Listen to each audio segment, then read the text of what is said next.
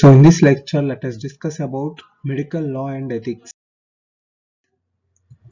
So in India, there is a case called Aruna Shamba case. So in case of Anura Shanga, she's a nurse by profession, and she has been sexually abused by a worker, and she went to a coma called vegetative state coma. So she's unable to respond, and there is no signs of any neural activity in her brain. So is it wise to keep her alive? Because if you see her neural activity in the brain, there is very mild neural activity compared to the dead person. So we cannot say that she is alive, but she's in a state where we are unable to say she is alive too. So that is the problem that we encountered with Anurag Sri Orang. So there is a difference between coma and vegetative state. So coma means it is sleep-like unarousable unresponsiveness. Midline brainstem or dicephalic lesions do not remain coma indefinitely, evolves to awake.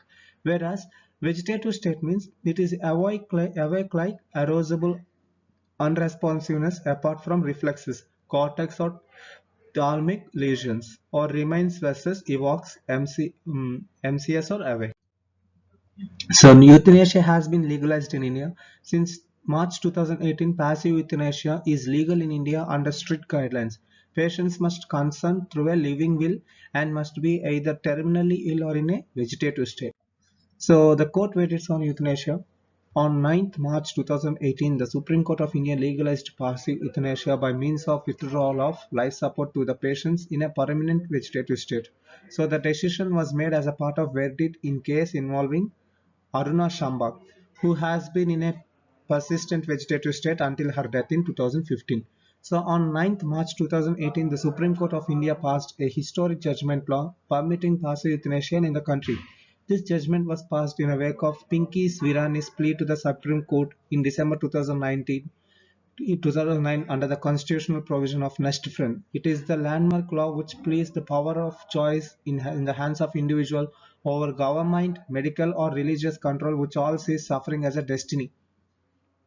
The Supreme Court specified two irreversible conditions to permit passive euthanasia law in 2011 law. The brain dead or whom the ventilator has been switched off, those who in a persistent vegetative state or whom the feed can be tapered out and pain managing palliatives is added, according to laid down international specifications. So the judgment law also asked for the scrapping of 309, the code which penalizes those who survive suicide attempts. So in December 2014, Government of India declared its intention to do so. So it is also called as mercy killing. So euthanasia can also be called as mercy killing. So what is this mercy killing? So painlessly killing the victim suffering from some incurable disease, severe pain, etc. by himself or by specially cared persons is called as mercy killing. So mercy killing can also be stated as a passive euthanasia. So passive euthanasia has been legalized in India, and also it is legalized in Albania, Netherlands and Luxembourg. So these are the various methods of euthanizing a person. So we have active euthanasia, so positive act of killing with drugs; passive euthanasia, act of omission of continuing life support measure; involuntary euthanasia, patient in a position to give consent but decision taken by relatives and physician; non-voluntary euthanasia, where patient not in a position to give the consent; and voluntary or physician assisted euthanasia with the consent from the patient. So this is all about euthanasia. Then let us discuss about code of conduct and its definition. So code of conduct means a code of conduct is a set of rules outlining the responsibilities or proper practices of an individual organization. Related concepts including ethical codes and honor codes. So other definition include these are the principles, values, standards or rules of behavior that guide the decisions, procedures and systems of organization in a way contributes to the welfare of its stakeholders, respect the rights of the constituents affected by its operations. So the meaning of ethics is ethics signifies moral values, and medical ethics particularly signifies the moral principles for registered medical practitioners in their dealing with each other, their parents and their patients. So let us see a brief introduction to ethics. So first you need to know the difference between ethics, values and morals. So ethics are rules that help us to tell the difference between right and wrong. They encourage us to do the right thing. Values tell us what is important. They help us to make decisions about right and wrong. Morals are rules we use to decide what is good or bad. So ethics versus values. So ethics means this is a set of moral principles, especially ones relating or to affirming a specific group or form of conduct. So principles are standards of behavior. Ethics are professional, whereas values are personal.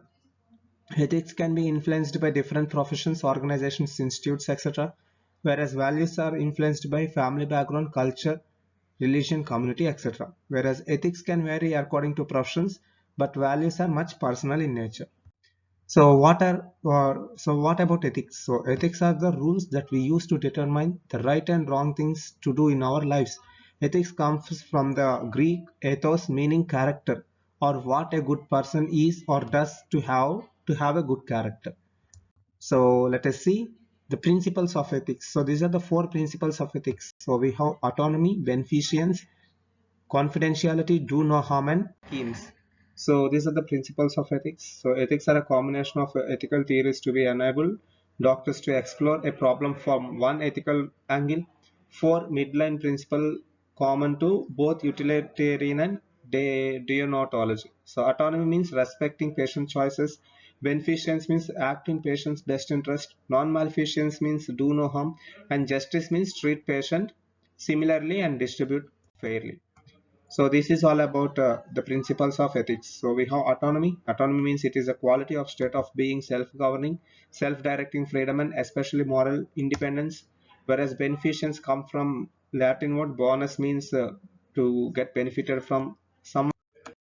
This is all about ethics. So thank you very much, students.